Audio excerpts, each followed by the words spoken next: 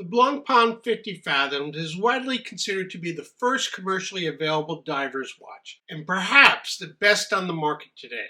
But is it the best? Is it? I'll review for you the 50 Fathoms Automatique, 50 Fathoms Grande Date, and 50 Fathoms Bathyscaphe. Keep watching for a hands-on look at these models of an iconic watch here on Adventures with Time.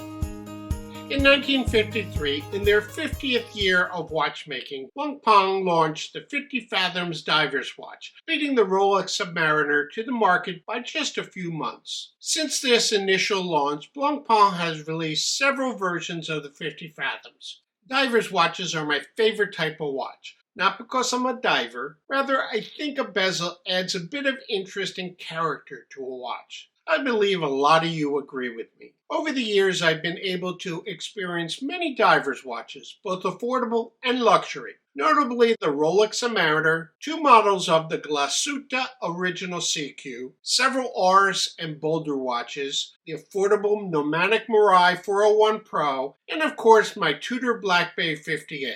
Now I have in hand several divers' watches from Blancpain, who this year in 2023 is celebrating the 70th anniversary of their first divers' watch, the 50 Fathoms. By the way, if you're curious about the advancements that led to the modern divers' watch, I'll leave a link in the description to my video on the history of telling time. Go watch that later. Having never had a 50 Fathoms or any Blancpain watch on my wrist, when the opportunity arose to get hands on the 50 Fathoms, I took advantage to try several different models. Within the 50 Fathoms collection, there are basically 2 sub-collections. The Bathyscaphe, with most models in the 38mm and some at 43mm, and the 50 Fathoms, whose models measure 45mm. Of course, there are many model variants within these, including dial colors, chronographs, and other special features. Let me start with the standard 50 Fathoms Automatique, if I can call it standard, or better, the foundational model. These come in various dial colors with options for a sailcloth strap or bracelet. They are available in stainless steel, gold, and titanium.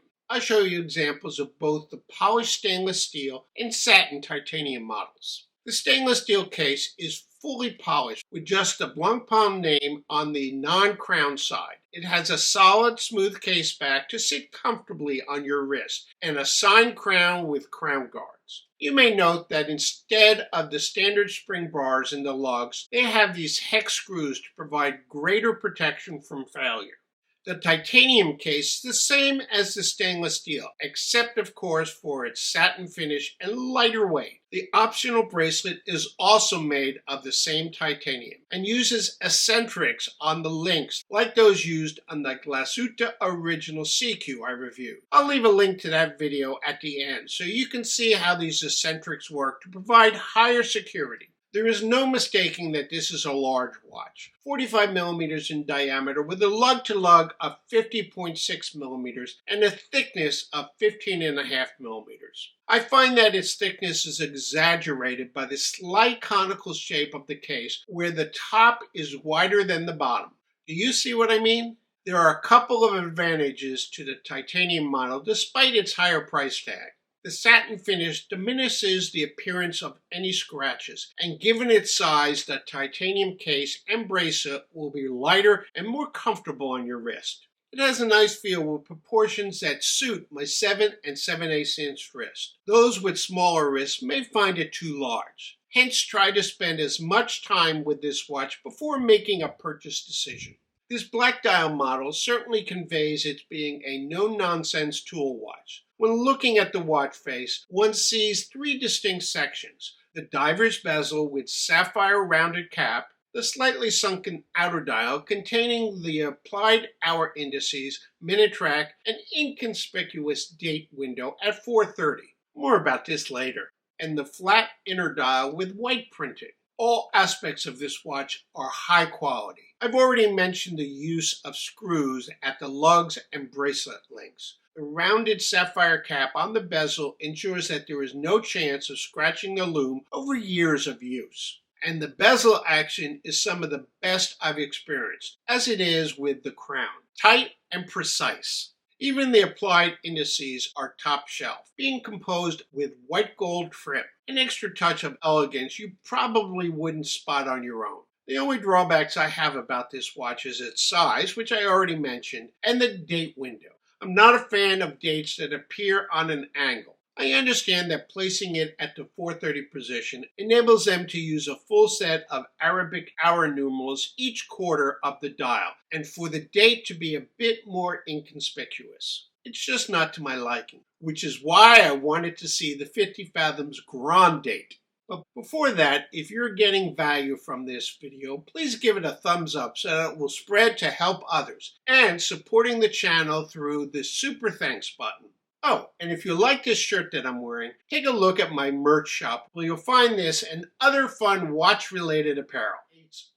Not one who likes date windows at an angle, as on the 50 Fathoms Automatic, I was drawn to the 50 Fathoms Grande Date. Virtually identical to the Automatic, the Grande Date model replaces the 4:30 date window with a large date at 6 o'clock using 2 date wheels.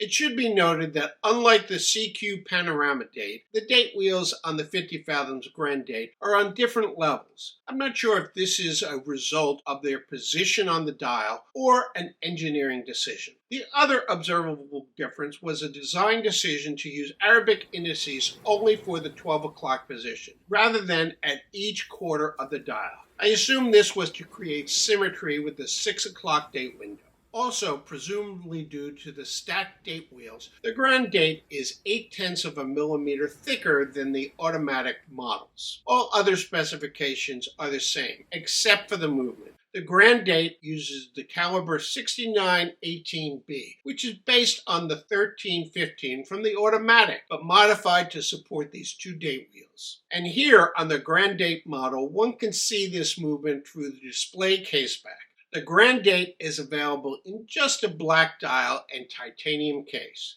Having rectified my aversion to tilted date windows, I think the Blancpain 50 Fathoms Grande Date is certainly one of the nicest luxury divers watches available. It certainly can claim haute horology status, and from a brand with significant watchmaking prowess and historical achievements.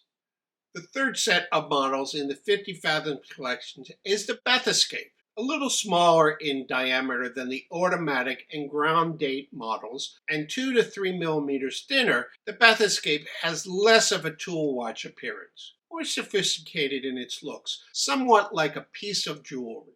A uniform sunburst dial adorned with beveled trapezoidal indices at the quarters and rounded button-like indices elsewhere. This provides a lot of open dial space, interrupted only by some white printing and the simple syringe minute and hour hands, and a thin second hand. I find this watch to be a bit flat, dare I say bland? Even the ceramic bezel looks a bit boring. Even so, one can't take away from this watch's quality. Every aspect, whether one likes it or not, is designed and finished to the highest of standards. Like the Automatic, the Bathyscaphe, which utilizes the caliber 1315, is available in several compositions and dial colors, and a smaller 38mm size. So, if the aesthetics of this watch are appealing to you, it is a luxury watch worth considering. Certainly don't let my personal opinion stand between you and a fine watch. To me, the 50 Fathoms Grande Date is one of the best divers watches I've had the opportunity to handle. The entire 50 Fathoms collection is a fabulous set of watches, haute horology from one of the oldest watchmakers around. However, do I like it better than the Glashütte original CQ Panorama Date? It's close, but probably not. I think the CQ is a more attractive watch. It has a softer look to me, perhaps due to the smaller diameter, but more probably from the flat bezel and plain dial. If only it was available in a titanium case.